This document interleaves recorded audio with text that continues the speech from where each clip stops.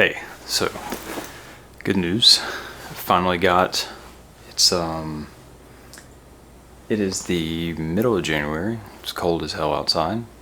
But I got a cool package today, and I've been waiting on it for it's probably 15 months, or the adapter for the conversion to go from the TDI to the transmission that we rebuilt for the Pathfinder. So I am happy to present from our good friends at TDConversions in Canada. They have built this lovely adapter, and we have a like an aftermarket starter motor and things like that with it. So I'm excited to tear it open. I'm going to try to let you guys see, inside this box with me kind of at the same time, just because I'm excited about it, and I'm just really excited about it. I've been waiting on it forever, so I've heard great things about them, so let's tear this thing open and see what we have, and then soon we'll be able to start planning to put this thing together and see what it's going to be like inside the Pathfinder, what kind of room we have, space we have, and what all we're going to have to make. So yeah, let me get the camera resituated and we'll tear into this thing. Trusty Kershaw. It's dull as crap, so bear with me. Luckily we're not cutting through anything super thick.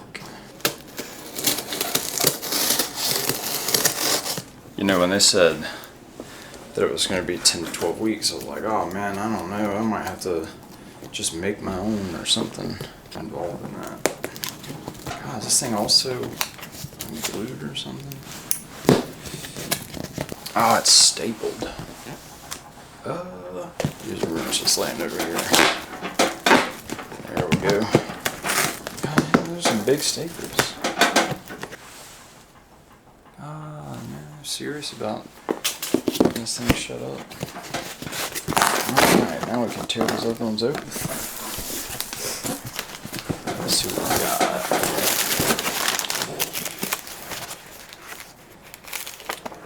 So we have to follow the instructions. Vacuum packing foam.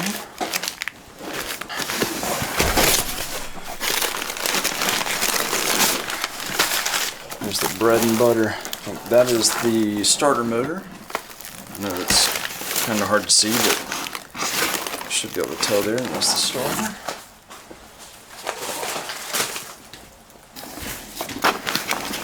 We got plate number 1. That's pretty.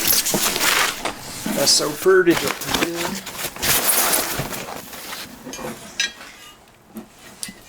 Nice. Man, if I can get you guys to see this.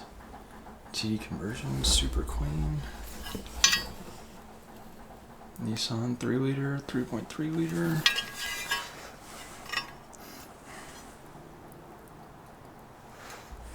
What a beautiful piece of machined metal. Hey, so I'm out here again, about to change the rear mainsail on this. It's been on the stand for a while. I couldn't get to the rear mainsail. Kept telling myself that I was going to wait till I get it off the stand and have the adapter. Now that I got the adapter, I'm too excited to put the adapter on, and I don't want to do the rear main. Alas, reluctantly, here we are. We're going to get this rear mainsail off and replace it. So I've already gotten the bolts loose. Little 10mm bolts, no big deal. I guess now all I need to do is go grab like a little pry tool or something and start trying to pry this thing off. It's definitely already got a little bit of movement in it, but not very much. It's a pain because I've already got this thing on the engine hoist just to hold it up temporarily. And sketchily, it's being held up by a couple windings of a ratchet strap, so I don't have very much trust in it. We're just going to hope for the best and See what happens. Alright. I don't have my clip tool or the mini pry bar, so we're working with old screwdrivers. I'm just gonna try to pry this thing off. Oh man. Let's try to open this up.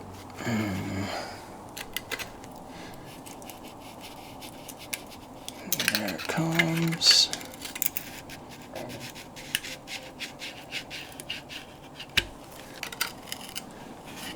Like a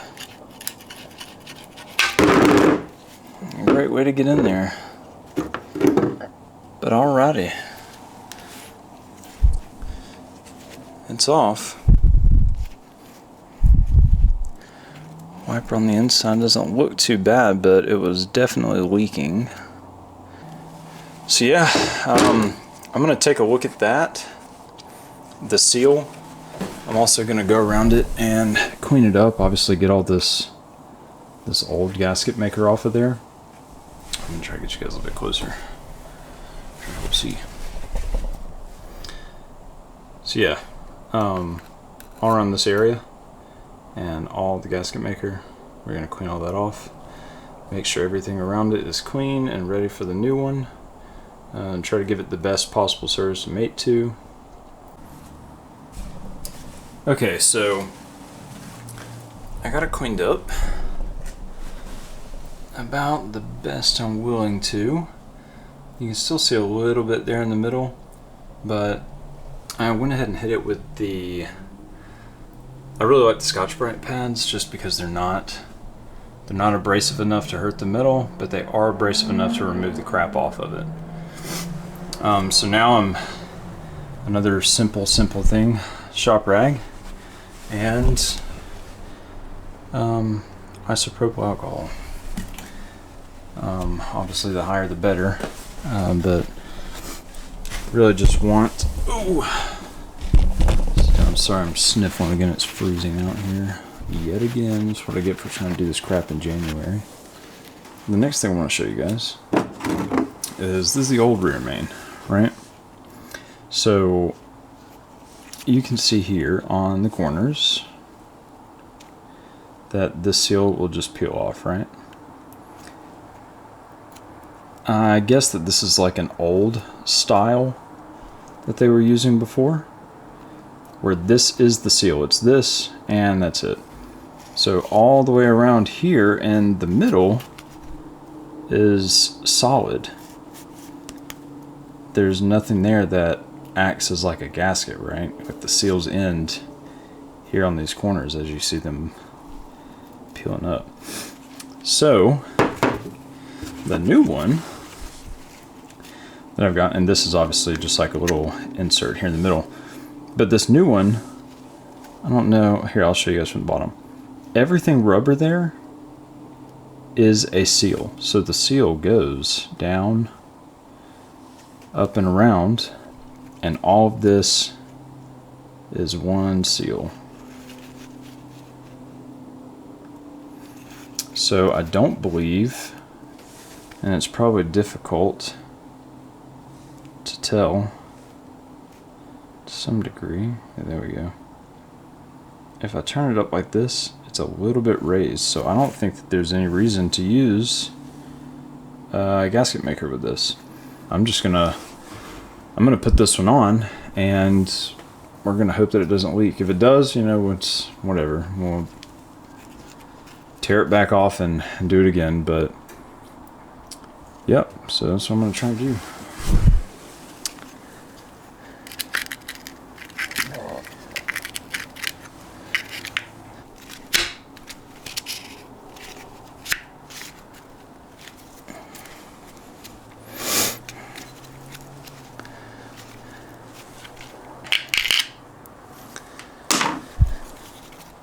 It's almost on there. What I really need to do, so there's these down here at the bottom on the corners are two like studs to align it. I just need to get a rubber mallet and tap those things on there, but that should be it. I mean, it went on there because of this little guide, which is actually very nice. You know, it made the seal slip right off this and directly onto the crank there. So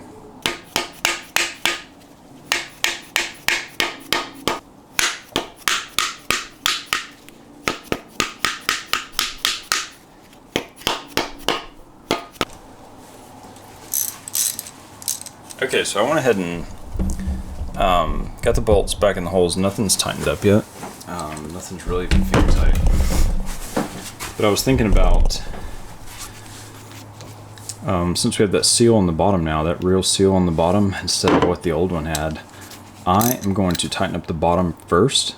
Even though these guide studs are here to hold it in place, I want to put as much tension as I can on the bottom to kind of like pull it down to close that seal off. I'm not sure if it's gonna actually work with those studs there, but that is what I would like to do first.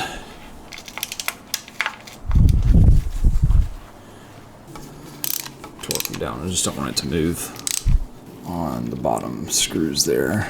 And I'm just gonna do anything that's like in a circle. I always default to like a star pattern.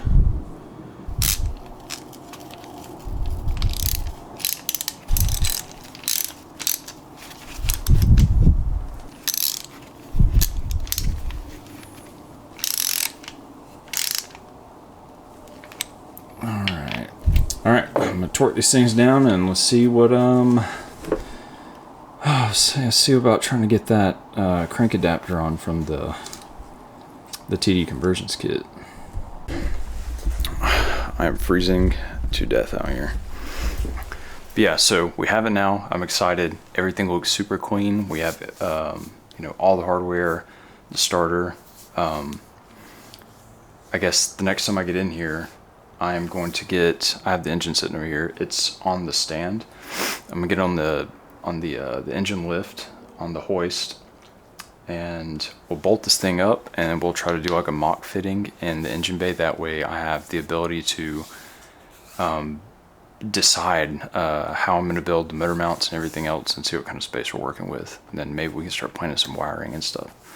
So cool, thanks. I can't wait to show you, to show you guys the end result here once we start making some real progress and getting in the truck.